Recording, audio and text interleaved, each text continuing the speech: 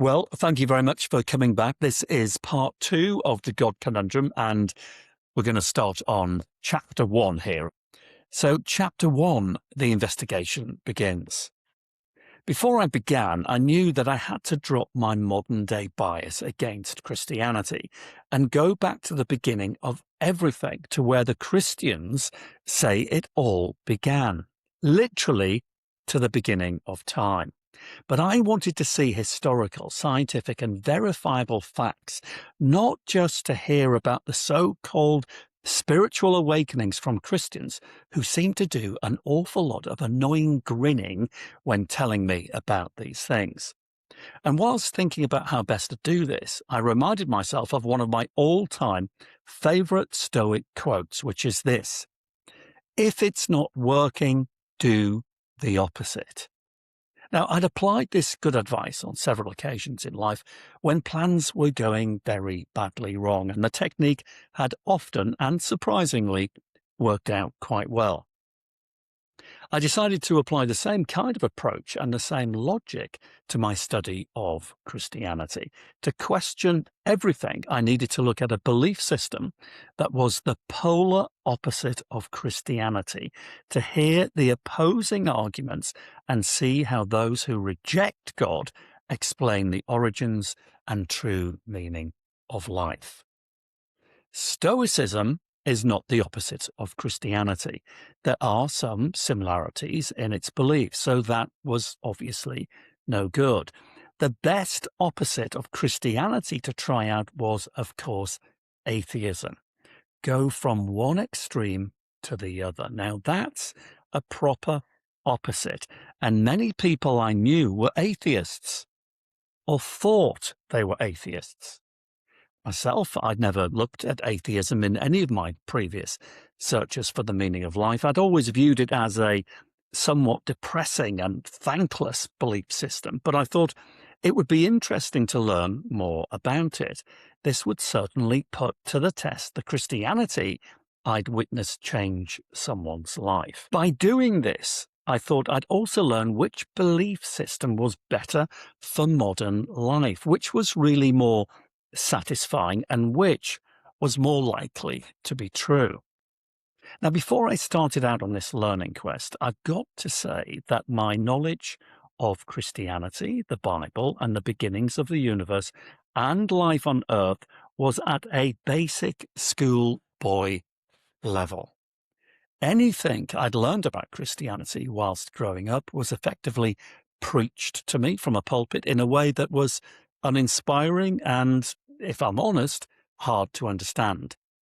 No one ever talked to me about historic events, scientific discoveries, or evidence, and so I naturally assumed, without ever really considering it, that these things didn't exist. My understanding of atheism was probably a bit better. It's an easier thing to get to grips with, and more people identify as atheists than ever before. It's just more fashionable.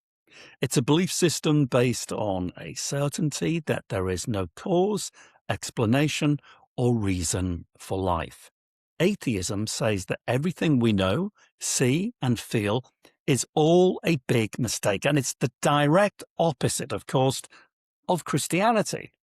Christianity is based on a belief in God, and atheism is based on humanity, science, and logic. Or is it? We shall find out.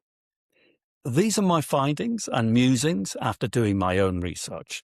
Some of it will shock you. Some of it will make you mad, and some of it will make you glad. I hope most of it will make you glad, and some of it change your life forever and for the better. Reading the Bible. Okay, to get the ball rolling, I thought I'd better look at the Bible, so I began reading it for the first time in my life. I bought a new modern language version after unsuccessfully trying a much older-fashioned version, and I then downloaded a couple of Bible apps on my phone. Simple to do. I started with the New Testament and discovered that listening to a 10-minute podcast on each book before reading it helped greatly to understand the narrative. context, and meaning. Now, most people I knew or had spoken to about the Bible had never read it, but they all assumed, as I did, that most of what it contained was hell-raising, fire and brimstone, or just simple fairy tales, made up, outdated, and irrelevant messaging for modern life. However, once I started to study and really think about what I was reading in the Bible, and it really does make you think, it soon became quite obvious that none of what I was discovering was what I expected or had been led to believe. The Old and New Testaments are a compilation of 66 books written over 1,600 years on 3 different continents by 40 different authors and in 3 different languages. The Bible is a manual for life, from birth to death. You might or might not like what it teaches and places, but there's no doubt that's what it is. It's historical and symbolic, literal and figurative, philosophical, allegorical, prophetic, spiritual, poetic, musical, and most certainly wise. There's a timeless wisdom that you soon realize relates to life today, just as if it was written yesterday. Now, all of this was something of a shock to me, I can tell you. Because the Bible was written by so many people over such a long period of time, atheists will suggest it can't be relied on, and we shouldn't take any notice of it. Christians say the opposite is true. The complexities of its messaging and the hundreds of fulfilled prophecies from the Old and New Testaments are such that, although written by human beings, they claim the texts could only be guided by God. They say the book is the Word of God. It reveals his nature and his righteousness. It's supernatural, and once you unleash it, it proves itself to be. It comes alive and changes lives. Well, maybe then this is one reason why there is no other book in existence that is remotely like the Bible, and why so many people have died defending it. It might also be the reason why the Bible has been the best-selling book every year for 2,000 years. I was very interested to find out. So, if, like me, you've never read the Bible, be prepared for some surprising discoveries. Did you know, for example, that the Bible has 63,779 cross-references between chapters and verses? These references connect locations, people, and stories across 1,600 years of writing. Professor Jordan Peterson, the Canadian psychologist and author, describes the Bible as the first hyperlinked book, meaning that the Bible has the ability to reference itself throughout its entirety, jumping from one century to another and connecting and making sense of texts across time. It's not dissimilar to the way Wikipedia works today, in actual fact. The technology there on Wikipedia hyperlinks articles and related topics to build and connect a vast array of knowledge from all over the world, covering all subjects. Amazingly, the Bible does exactly the same, and no other book in history has that capability. Now, if you search online, you'll find a now famous artistic visualization in the form of a bar graph showing the Bible cross-references, which illustrates the magnitude of what I've just said. This work was created through a collaboration between computer scientist Chris Harrison and Pastor Christopher Romheld. I've no idea why I didn't know any of this before. Now, Professor Jordan Peterson, back to him for a moment, describes the Bible as, get this, way more true than just true. Now, this might take some thinking about, but it's certainly true that the Bible has profoundly influenced our Western way of life for as long as Western culture has been in existence. It even gives us common sayings and proverbs we use in daily conversation, and we don't realize they come from the Bible. So if you decide to go on your own research journey into the Bible, here's some good advice I wish I'd received years ago. Never make judgments based on any biblical quotes given to you without knowing exactly the context in which the quote is delivered. For the quote not to be corrupted and taken out of context, to get a full understanding of its meaning, message, or advice, you need to know what information came before and after it. Very importantly, this is very important. Never listen to an opinion on the Bible from anyone who has never read the Bible. Just think about that for a moment. I've been doing that for decades. And finally, give it time. There really is nothing like it. So don't expect it to make perfect sense immediately.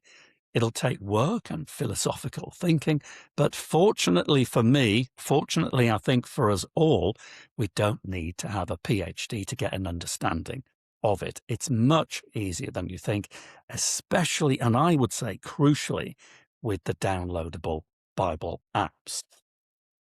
As well as doing my own reading and watching YouTube discussions between biblical scholars and doubters, I also felt I needed to gather some general opinions relating to the big questions in life from people around me, friends, family, work colleagues, and even strangers I met in cafes, taxis, and supermarkets.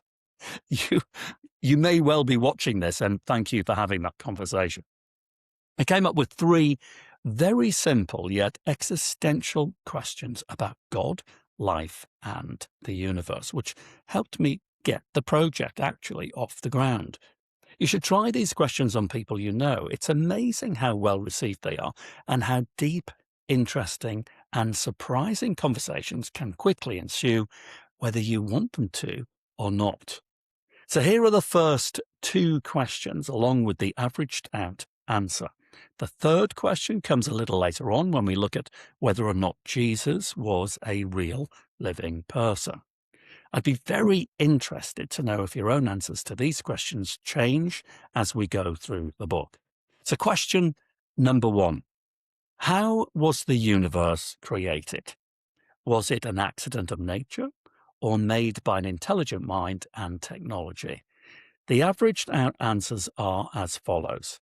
60% of people I spoke to said that the universe they felt was made by accident. 40% by an intelligent mind. Question 2. How did life appear on Earth? Through an accident of nature or made by an intelligent mind and technology? Now, the answers here were quite interesting, slightly higher than the universe question. The results were as follows. 70% of those I asked said that they believed that life appeared on Earth by accident. 30% believed that it must have been an intelligent mind. But interestingly, of the group who answered intelligent mind and technology to both questions, only about half believed in the God of the Bible. Most people had no fixed opinion on what the intelligent force might have been. In fact, most had never given it any thought. And of those who believed the universe and life on Earth were made by accident, no one could explain how these accidents occurred, nor had they ever seriously wondered about them. Neither did anyone remember being given any explanation about how these accidents had taken place, but many recall being taught at school that they did. Well, thanks for watching so far. Part 3 will be about the Big Bang, the thing that created the universe 13.8 billion years ago. We can trace it back to the moment in time it happened. But what made the universe? What created the Big Bang? Accident or design by an intelligence? That's the next section. I'll see you in part 3. Thanks for watching.